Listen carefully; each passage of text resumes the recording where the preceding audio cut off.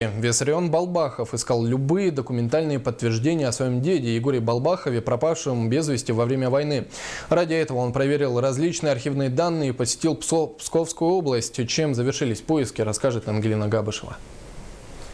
В наше время во многих семьях родные, павшие на поле боя во время Великой Отечественной войны, до сих пор считаются без вести пропавшими. Балбахов Виссарион Дмитриевич, уроженец села Лохан-Мунку Алекминского района, проделал нелегкий путь в поисках своего деда Балбахова Егора Егоровича.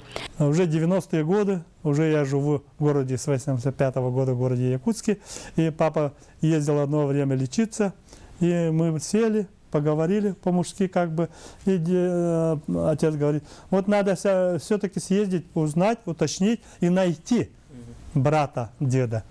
Родные нашли и Егора Егоровича из архивных данных, в которых было указано, что их дед значился в списках воинской части 20-й лыжной бригады, воевавшей в Псковской области. Виссарион Дмитриевич приехал в Псковскую мэрию и предоставил нужные документы. Утром в 9 утра пошел в мэрию, чтобы со своими бумажками представился, и они начали проверять.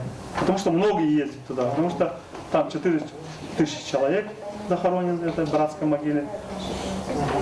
И они говорят, паспорт все забрали, и дедушкам тоже документы забрали, и где-то час больше, может 1,5-2 часа они проверяли. Потом радостные такие выходят, заместители мэра. И говорят, да, Виссарион Дмитриевич, ваш дедушка как раз у нас, захоронен в деревне Стремутки, в братской могиле, такой-то, такой-то, такой-то, колонка такая, и все конкретно уже есть. Егор Егорович Балбахов. Также ему выдали наградной лист и приказ о присвоении Егору Егоровичу медаль за боевые заслуги. Любящий внук посетил братскую могилу в деревне Стремутки, где захоронен его дед. Вот так Виссарион Дмитриевич своим детям и внукам проложил путь к их предку, герою Великой Отечественной войны Балбахову и Егору Егоровичу. Ангелина Габышева, Максим Коплов, НВК Саха, Алекминск.